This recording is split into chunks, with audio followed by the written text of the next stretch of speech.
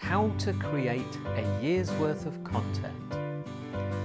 Happy New Year! Isn't it exciting? 2017. Wow, I don't know about you, but this is going to be good. Everybody says that. Most don't mean it. We're going to talk about that in possibly tomorrow, I think we might discuss that. But for me, I'm making a lot of changes at Marketing for Owners. The Owners Club, that is the kind of product, the where it's at in Marketing for Owners. You can join the Owners Club, it's completely free, and there's new stuff coming. Get on, go to marketingforowners.com/goldweight, and gold weight is just one word. Just get on there. Don't worry, it won't bite. It won't take any money. It won't ask you for anything. You just ask for your name and your email, because on something, is it the 10th of January, you'll get a notification. You're just on a notification list because it's got some exciting things. The Owners Club is going to grow huge this year. Anyway, back to content. And in fact, we'll need lots of content. So how do you do it? It isn't that tough. It seems tough because as soon as you're convinced you've got to be blogging and writing and emailing people, you've got to put stuff on social media and things like that, you start to think, well, what about? What can I write about? I have not got anything to say. I'm just an accountant. I'm just a hairdresser.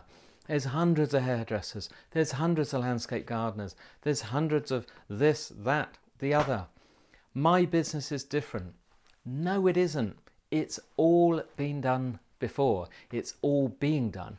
This is where you have an opportunity to climb way ahead of your competitors. And it does not matter if you are just a single local business.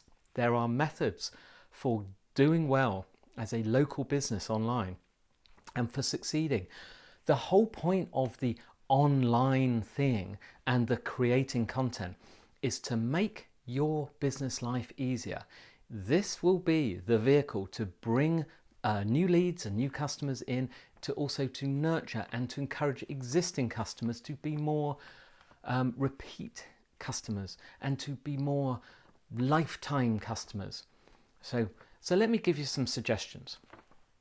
Content is just written stuff, okay? And let me just point out, we've just had New Year.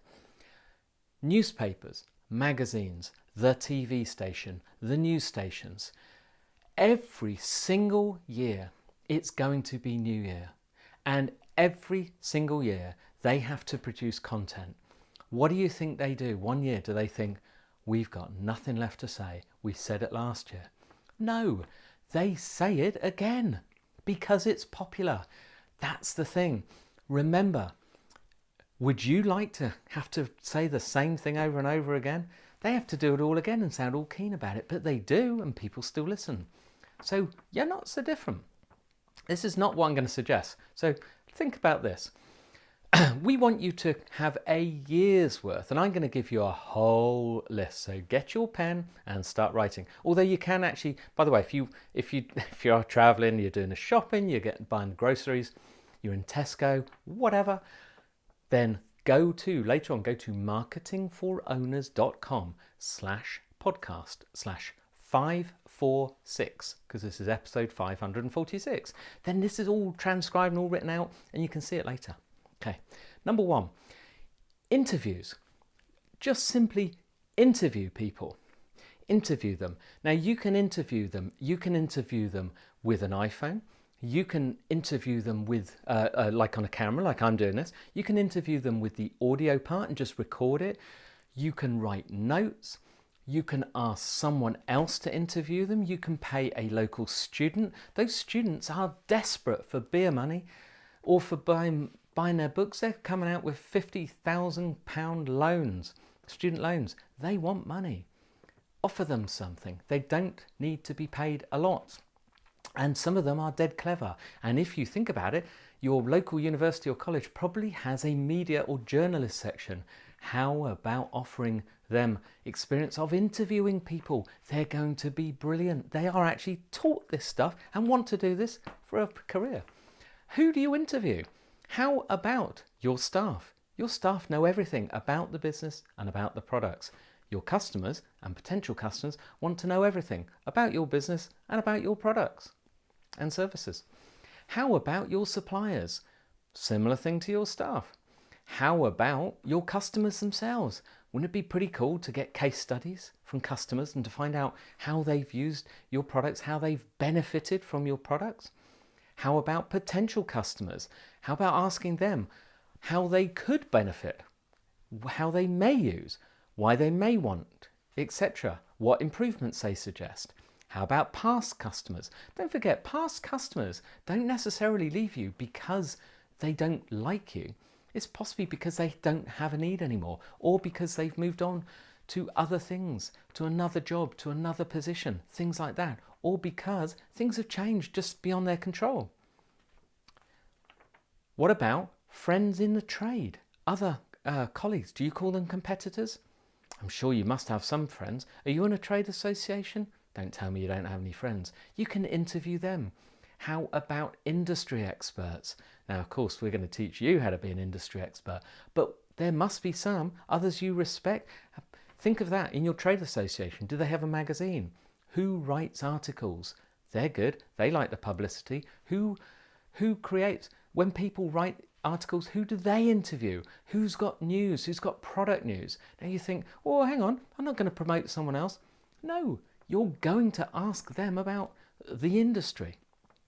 Your customers are interested in it. It's all relative. How and what kind of stuff can you interview them about? Ask, how about a day in the life of staff? Do you have any maintenance staff who are out and about all day, or salespeople? How about a day in the life? Someone in a warehouse, someone in customer services.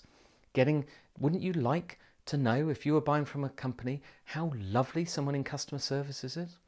How about if they have an interesting private life, a member of staff, maybe they work for a charity, maybe they volunteer, maybe they've just completed their first Ironman, maybe they've just been in the Paralympics, maybe they've got a relative who's in a place for the national football team, soccer team, anything like that. All this kind of stuff. How about behind the scenes? Talking about behind the scenes.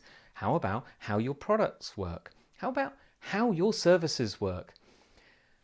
Then there's your story, the actual why, the why the company came to be, the why the company exists, the why you decided to go out on loan. Why didn't you just carry on working where you were? Why did you feel there was a need? Why did you set it up? What do you do differently?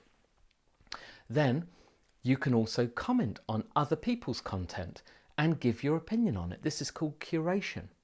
And then you simply repeat it and repeat it. Now that is that's without a million other suggestions. Can you not get a year's worth of content out of that? And you're thinking to yourself, I haven't got time for this. Trust your staff. Why do you think it only has to be you? We do this. I've never interviewed anyone for my fire safety blog, and we've got 500 or 600 articles or something ridiculous on it. All sorts. It's not you. Have faith in your team. Anyway, that's it. If you can't figure out some ways to generate content and things to write about and things you think people won't be interested, yes, they will. They're interested because they need your products, they need your services, and they just want to know that you're the expert who can supply them. There you go. Anyway, so Monday, first one. We are recapping books that you should have read by now. If you haven't, this is brilliant. And in fact, this is the theme for this month. It's by Simon Sinek, and it's called Start with the Why. And it is as simple as that. Every business has a why, or should have a why. It's one of the things we teach in the 5 questions. It's the first, it's the most important.